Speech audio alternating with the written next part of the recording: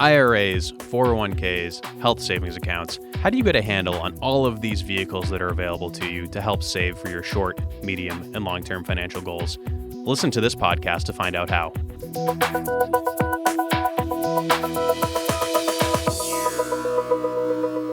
Hello, this is Andrew Busa, and I'm a financial planner here at Advisor Investments. We're here with another Advisor You Can Talk To podcast. Today, I'm joined by Rick Winters. He's a certified financial planner and a vice president here at Advisor Investments. Hey, Andrew. Good to have you back. So today, our main focus is discussing the importance of reviewing your contributions to your retirement accounts. And really, just think of today's podcast as a friendly reminder and also to emphasize why it's so important to make sure that you're really reviewing those contributions each and every year. Yeah, you need to do that because those annual limits are rising on your retirement plan contributions, and you may need to adjust accordingly. Right. They change these every year. And when I say they, I'm talking about the IRS, right? That's right. They calculate based on inflation what the maximum allowable contributions to your retirement accounts are. And here we're talking about your 401ks, your IRAs, health savings accounts, SEPs. All of those accounts are adjusted every year with how much you're able to put in those accounts from a tax advantage standpoint. That's right. So we find that it's the beginning of the year is always a great time to check on this. It's just sort of a financial wellness check. And we also have a great resource that can help with that, right? That's right, Andrew. Key financial data worksheet. It's going to be the, as I like to classify it, the greatest cheat sheet ever. It's a great resource. Great resource. Has everything that you're going to be looking for based on limits, income limits, and how you can actually go about including information on Medicare, tax rates, otherwise. So make sure if you haven't taken a look at it, it's going to be attached in the notes of this podcast.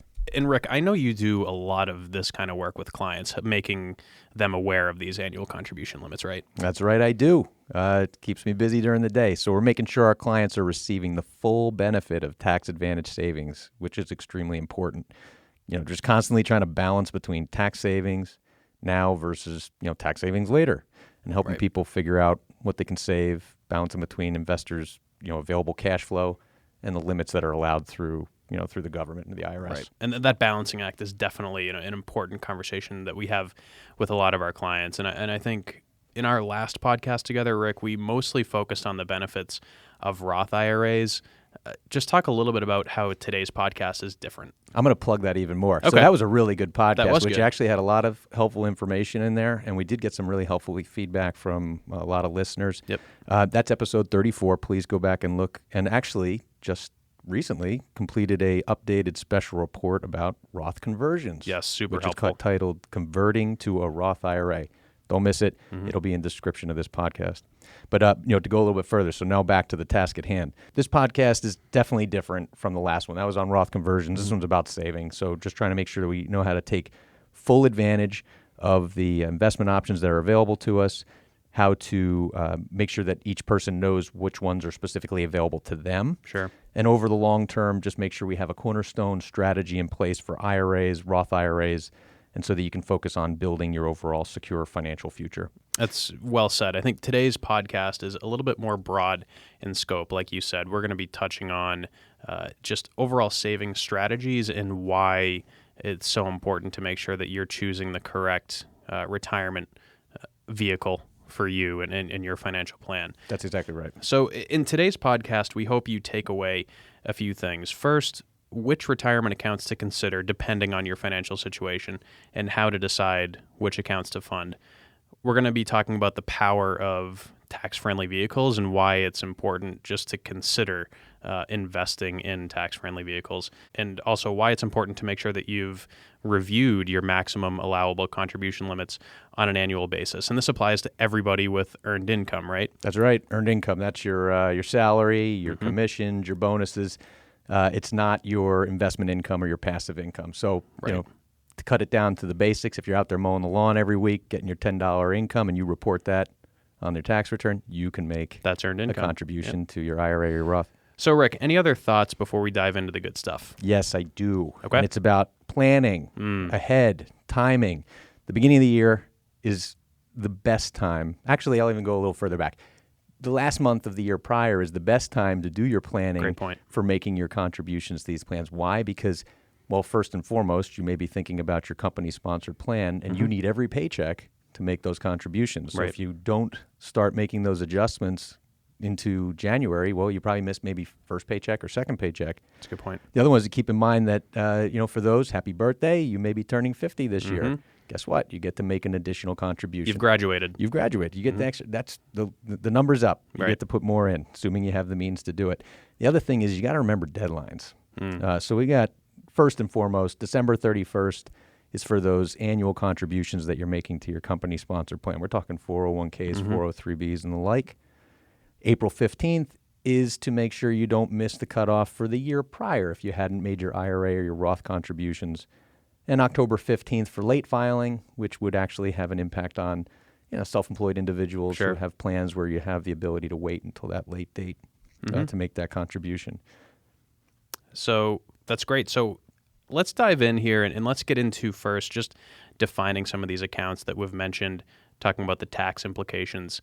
So as a listener, when thinking about what kind of retirement account would be most appropriate for your financial situation, it's important to first understand the tax implications of all of these accounts. So Rick, break it down for the listeners here. Start with, the traditional versus Roth IRA. Definitely. Yeah. So just to make sure everybody knows what we're talking about. So when you have a Roth IRA, it's not just a cool name. It's the meaning behind it is it's named after a senator who came up with the law, but that doesn't tell you what it's all about. So it's after-tax contribution, tax-free growth, and tax-free distribution. Right. You can get access to this through an IRA, Roth IRA, or through your 401k, which actually allows you to save a significant amount of additional money. But this is all known as tax-free vehicles, tax-free savings. So you get it in there after tax, grows tax-free, distributes tax-free. Right. So once the money's in there, it's never taxed again. We talked about in our last episode. Yes, exactly. So then the IRA, that's different. That's don't pay taxes now, grows tax deferred, taxable when I distribute. That would be something that you'd find through, your normal 401k at work, SEP IRAs, simple IRAs, and even annuities. But that's referred to as a tax deferred vehicle. You will eventually have to take distributions from that and pay taxes on that. Right. So just at a basic level, Roth versus IRA, a lot of this comes down to that marginal tax rate that you're in, whatever bracket you're in at that moment, is going to determine kind of what bang for the buck you're getting from each of these accounts. If you're in a very high tax bracket now and you contribute to your regular IRA, you're going to get a bigger bang for the buck there. That's right. Yep. Versus once you're in retirement, you might be better off withdrawing from the Roth because it's not going to be taxed if you're in a higher tax bracket then. And we'll touch on that again. It's always about when am I paying less tax? Right. Okay. So if I tell you, it's always this my quick phrase is, if I'm going to pay less tax now than I am later, Roth IRA, easy. Yep. If I'm going to pay more tax now than I am later, traditional IRA. Right. So talk to also this idea of the mega backdoor Roth. Ooh, this one might not be common discussion out there. So let's spend a little time on this one. So if we're to give justice to where all your opportunities exist, is that through your company-sponsored plan, most of us know our annual deferral limits. Like, what can I take from my paycheck and put into a pre-tax or Roth savings in my 401k? Well, that's a very specific limit. Right. Beyond that, your company could also put in matching or profit sharing. But there's actually a significantly higher limit that gets upwards into the $50,000 to $60,000 range on the plan itself, which, if your plan sponsor allows you to make after-tax contributions, not Roth contributions. Right, these aren't Roth. These are after-tax contributions. You taking money that otherwise would have gone to your checking account, but now you're directing it into the 401k. And why this is called the backdoor, big mega backdoor Roth contributions, because once you get it in there, as long as your plan allows it, you can actually convert those dollars to Roth. Right. Okay. That's interesting. So again, just to clarify that, these aren't Roth contributions. These are after tax into your 401k. Then you're converting it to Roth. You'll never be taxed on that again, ever, because so if you do nothing more than just make your after-tax contribution, well, the after-tax contribution's in there. When you retire and move it over, you can roll that over into a Roth IRA, but all the growth that had gone on from those after-tax contributions are still deferred.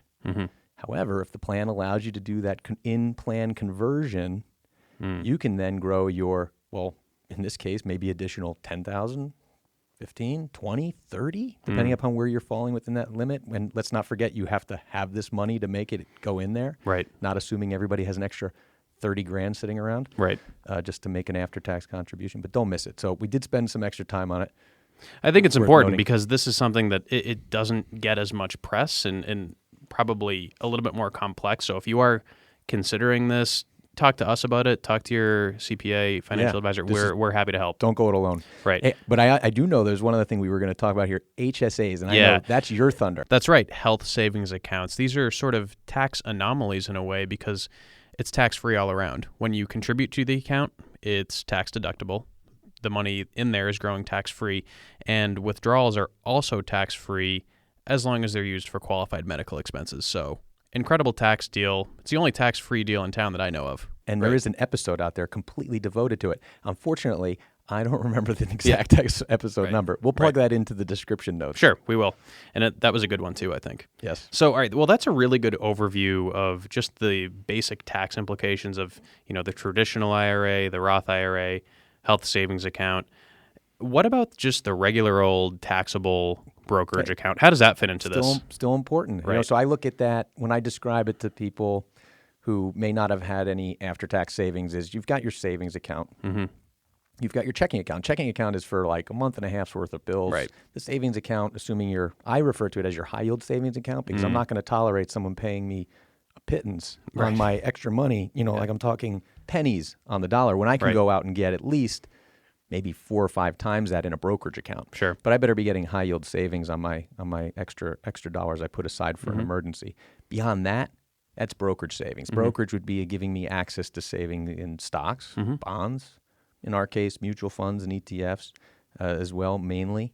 And this all comes in as capital gains, interest, and dividends. So while we've been talking about all these other things that are providing us with deferred growth, or tax-free growth, in this case, each year we're going to have a tax liability associated with it. But it's extremely important. It is. I mean, whereas before we're talking about, IRAs that are mainly designed for retirement savings, that's money you're probably not going to touch for 25, 30 plus years or more. The taxable account probably is going to be more designed for money that you're looking to use in the next 3, 5, 7 years, probably those midterm goals. Mm-hmm. It's a way to allow you to save for those kinds of things. Yeah, if you needed to. So if I need to go and put a down payment on a house, I'd be really excited about having had put some cash aside so I could do that, but also maybe I need to dip into my brokerage account because your 401k and your IRA and your Roth IRA are the last place you really want to go for that. And by the way, the taxable account does have a place in retirement planning as well. Very much so. Right. Yep. So, just because it's not tax advantage doesn't mean it can't play into your retirement withdrawal strategy. Yeah, you're going to have to. So if you have these big IRAs that you eventually saved into because you listened to this podcast and took full advantage of all that company match and your own contributions. Well, every time you turn around and want to do something special, the last thing you want to do is have Rick Winters over here, who's helping oversee your account, tell you have to pay an extra $5,000 in taxes for that vacation. Yeah, you love to do that. So that brokerage account would be, that's not fun. No. The brokerage account is where you're going to want to go for that discretionary extra spending. Absolutely. And I think just to sum this up, what it comes down to, again, is time horizon. The IRAs, you want to leave that growing tax deferred as long as you possibly can. There are exceptions to pull money out for those accounts, for like a first-time home purchase or something like this. But if you can avoid it, would recommend it just because you want to take advantage of tax-free growth for as long as you possibly can. Saving for retirement, it's hard enough. Don't make it harder than it needs to be. Yeah. I'm with you. So let's get into the importance of consistent contributions. Now that we understand our basic ABCs of what these accounts are. We started off this podcast by saying why it's important to make sure that you're making these contributions consistently. Mm-hmm. Talk a little bit about why. Yeah, so one thing you can never make up for is the benefit of compound interest and growth on that interest. Eighth wonder of the world. Maybe someone said it. Exactly. Maybe. Maybe I said it. I'll take that. Yeah. We better put that in the notes. Yeah. So the concept here is pretty straightforward. If you can start saving when you're 20 years old and do $2,000 a year, you're better off than someone who's 35 years old trying to put $5,000 away. Mm-hmm. Why? Because you've had all that extra time to have that smaller contribution grow and compound on itself that the person who's trying to throw extra money in later can't make up for. Mm-hmm. So the ability to save early, save consistently, and aggressively if you can, depending on your time frames. It makes all the difference in the world. Absolutely. And I think, let's say you never review the annual limits, right? That might not hurt you after 1 or 2 years, but all of a sudden you might turn around after 5 years and realize that the limits have risen by $5,000, say, and you've gone 5 years without increasing your contributions. That's serious growth to miss out on over time, right? Especially if you had the means to do it. Exactly. And the additional, you might have saved yourself something in taxes or taxes in the future. Mm-hmm. So let's get into a little bit of more planning analysis talk, right? When you're helping clients choose between all these different retirement vehicles, how do you help them think through that? Because I think this is, in one way, it's sort of a basic financial decision, but in other ways, it's not. Yeah. So if we're going to try to put a hierarchy to this, Yeah. I think that's what, I think that's kind of where my mind's going with that question is, hey, first and foremost, if I go and contribute to my 401k plan, well, I may be getting a tax advantage, but the biggest thing I'm getting is probably free money from my company. Right. So if I can put $1 in and get 100 cents on the dollar, that's immediate return that I would be missing out on. So I got to take advantage of that first and foremost. Sure. Next, you mentioned the true benefits of a health savings account. Well, that triple tax savings, one is if you do need it for medical costs, well, you don't pay taxes up front when you make the contribution, and you don't pay taxes when you take it out. That's about as good as it gets when it comes to tax treatment. But if you actually don't use it for health benefits over age 65, you can treat it similar to your IRA and just pay taxes on the gains, or pay taxes on the distribution. But you had all that tax-deferred growth. Then we move over to IRAs and Roths. Why? Because, well, they may be restricted based on your contributions you have to your company-sponsored plan, your income limits. You may be making too much, but if you still have access, definitely that's one place you're going to want to focus your attention. And then brokerage. We just want this money sitting around in a money market making less than 1%. Sure. If you know that there's an opportunity to potentially be making 2 or 3 or 5 or 10 or more. Right. And I've got another one for end of year planning. We talked about beginning of the year, and you mentioned it a little bit at the beginning of the podcast, but for 401ks, right? If you're getting towards the end of the year and you're seeing, hey, I've got a little bit of extra cash flow here, I can stuff maybe a little bit more into my 401k plan. Let's say you're just taking advantage of the company match, which is great. You mentioned that you definitely want to go ahead and do that, but you might say, hey, I can get a little bit more into this plan before the end of the year, right? Yeah. But you have to let your HR or your department bonus know is bigger. about that. Yeah, I mean, just don't let life happen. Right. Just take a half a second to think. Or ideally, you get to call somebody that's working with you and say, if you're simply your advisor, me, us, your accountant, somebody that you rely on to help you make some better, one, tax decisions, and 2, your investment decisions. Right. Yep.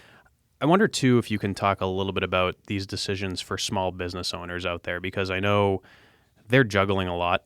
Planning for retirement is just one more thing that they have to think about.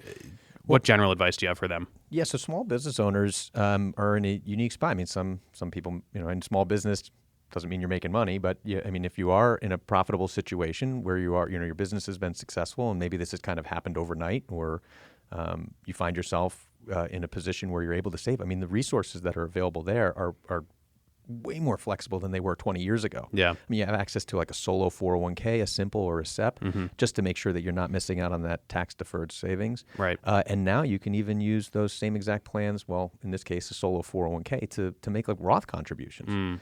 And that's, again, pretty powerful, because not only can you make your Roth, but you can also make your profit-sharing contributions to yourself, so you get the benefit of both. Right. So there's really more options available than ever for the small business owner out there, which is really exciting, but also kind of overwhelming. Yeah. So I think the key there, talk to your financial planner, your financial advisor, to see what's right for you, because it's going to depend on how your business is structured, how many employees you have, what kind of income you're making. You just opened up a whole can of worms. Yeah. Maybe that's another podcast. Yeah, that's a whole thing in itself. Because I was going to say, so the key is, if you are self-employed, make sure you're thinking about it and you're asking the question, and hopefully you're actually being prodded to think about it from the people you're working with. So right. Well, Rick, this has been a really great conversation. I'm glad that we had a chance to do this, a little bit of a sequel to our first Roth IRA podcast. I wonder if they'll let us do any more. They might shut us down. I don't know. So I know this has been on the minds of a lot of people out there, so thanks for joining me. Any other thoughts before we leave the listeners? I actually do. I would like to just remind everybody that first and foremost, you have to have a plan. That means understanding the timing of when you need to consider your options for starting to save or how you're going to save. So don't miss out on thinking ahead. Then I would also say, consider what resources you have available to you. The money that's coming out of your paycheck hitting your savings account, is that the only place it can go and earn, in this case, nothing? No, you have other options. You're going to want to consider how you can use your accounts for tax savings and long-term growth. So yes, absolutely. Plan ahead. Get yourself organized. Work with your professionals. Come to us. We have a lot of, I can talk endlessly. You know that. And yeah, I think it's just do it. Well said. So this has been Andrew Busa and Rick Winters from Advisor Investments, thanking you for listening to the Advisor You Can Talk To podcast. If you enjoyed this conversation, please subscribe and review our show. Really, the subscriptions are helpful for us, and it helps us get good feedback and understand what kind of episodes that you want to listen to. So please feel free to do that. You can check us out at www.advisorinvestments.com/podcasts. Your feedback really is always welcome. If you have any questions or topics that you'd like us to explore, please email us at info@advisorinvestments.com. Thanks for listening.